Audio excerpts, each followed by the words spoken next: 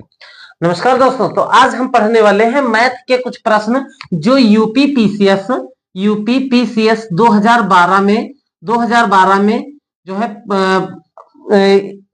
जो पूछे गए थे। ऐसे प्रश्नों को हम आज सॉल्यूशन करेंगे। इसमें जो पहला प्रश्न है वो क्या है कि एबीसी, तीन व्यक्ति हैं एबीसी जिन्होंने एक चरगाह को 888 रुपए में खरीद लिया। एक चरगाह है उसको 888 रुपए में खरीद लेते हैं। ए के पास 20 भेड़े हैं और बी के पास 30 भेड़े हैं, सी के पास 36 भेड़े हैं। ए की भेड़ों ने 2 माह में जो है उस चरगाह में चराई की और बी की भेड़ें 30 भेड़ें 4 माह तक चराई की, सी की 36 भेड़ें 3 माह तक चराई की। अब बताइए सी को कितना पैसा देना पड़ेगा, सी को अपने हिस्से का कितना धन भुगतान करना पड़ेगा। तो हम यहां पर क्या लिखते हैं कि ए की 20 भेड़ें, ए की 20 भेड़ें 2 माह तक कुल हिस्सा कितना चरती है। ठीक है, अपने वो 20 भेड़ें 2.5 माह तक चली। अब देखिए यहां पर जो है एक प्रॉब्लम ये है कि जैसे 20 भेड़ें हैं 2.5 माह तक चली, 30 भेड़ें हैं 4 माह तक चली और 36 भेड़ें हैं 3.5 माह तक चली। तो क्या वो बराबर चलेंगी? बराबर नहीं चलेंगे, क्योंकि यहाँ रेशियो भेड़ का भी अलग है और समय का भी अलग है, तो वो बराबर नहीं चलेंगी। और ऐसी अवस्था में कुल कितना हिस्सा एक ही भेड़ें चरेंगी? तो भैया 20 भेड़ें हैं, 20 भेड़ें और कितने माह तक चरी? 2 सही 1/2 माह तक चरी। तो कितना हो गया? 20 गुणे 2 दूना 4 और 1 5, 5/2, 2 1 9 2, 2 1 9 2 1 0, 5 दहाम 50, 50वां हिस्सा।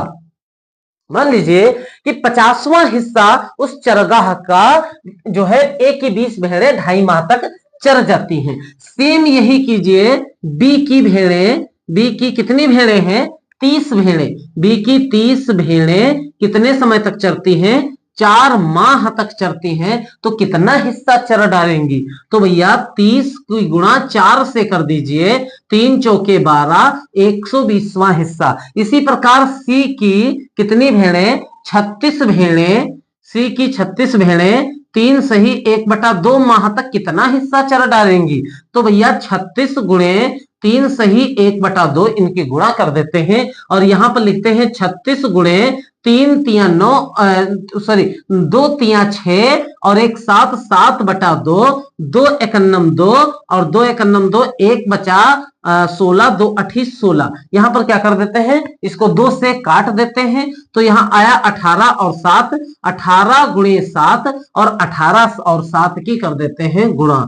तो 7 वठी 56 के 6 हासिल 5, 7 1 7 और 7 1 7 5 12, 7 5 12। तो कितना आया? 126 आया। अब यहां पर हम देखते हैं कि ए की 50 भेड़ें, बी की ए की 20 भेड़ें 2.5 माह तक 50वां हिस्सा चर पाती हैं, बी की 30 भेड़ें 4 माह तक 120वां हिस्सा चर पाती हैं। इसी प्रकार सी की 36 भेड़ें 126वां हिस्सा चर पाती हैं। आशा करते हैं यहां तक आपको समझ में आ गया होगा, क्योंकि देखिए 20 भेड़ें हैं 2.5 माह तक चली, 2.5 माह हमने लिख दिया और 20 इसको 20 से गुणा कर दिया, जो 20 भेड़ें उनकी चली हैं, तो जितना आया वो इतना हिस्सा जो भी आया 50 आया, ये इतना हिस्सा एक ही भेड़ें चलती हैं। सेम तीनों में हमने वही प्रोसेस कर दिया। ठीक है, अब क्या है कि यहां पर भाई इसको अनुपात में लिख लेते हैं। ए का अनुपात, बी का अनुपात, सी का अनुपात। ए की भेड़ों द्वारा चला गया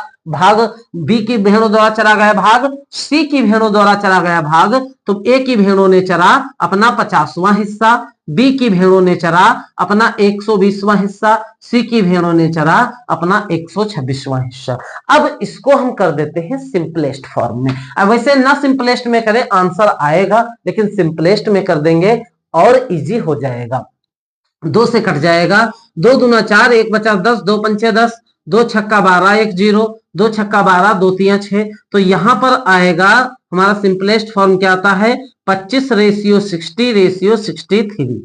ठीक है, अब इसको जो है हम योग कर लेते हैं, अनुपातों का योग। ठीक है, तो जब योग करेंगे तो 25 प्लस 60 प्लस 63 कितना हो जाएगा? तो 3 5 8 और 6 6 12 2 14 148 हो जाएगा। अब सवाल पूछ रहा है कि सी को कितने रुपए देने पड़े, सी कितने धन को पे करेगा? तो सी अपने हिस्से का ही तो धन देगा। ये तो है नहीं कि सब लोग बराबर देंगे, क्योंकि यहाँ भेड़ों का भी रेशियो अलग है और चराई का टाइम का भी रेशियो अलग है। तो कितना हिस्सा देंगे? तो सी की भेड़ें चरी थी 126वां भाग, सी द्वारा देय धन। तो सी की भेड़ें 126वां भाग चली थी और कितने दिन तक कितने रुपए का? टोटल 888 रुपए में। ठीक है, 126वां भाग, और टोटल उस भाग का क्या था? नहीं सॉरी, यहां पर 126 का हमने सिंपलेस्ट फॉर्म कर दिया था 63वां भैया। कितना? 63वां। वैसे मैंने बताया था कि 126 भी लिख दे, प्रॉब्लम नहीं होगी, लेकिन अगर इसको हम सिंपलेस्ट फॉर्म में ना करें, इसी तरीके से लिख दें तो थोड़ा कठिन हो जाएगा। ठीक है, तो 63वां भाग, यहां पर अनुपात सी का क्या है? 63वां, तो 63 लिख देंगे। कितने का? 888 रुपए का, जो सवाल में दिया हुआ है 888 रुपए में। ठीक है, और जो है टोटल कितना था रेशियो का?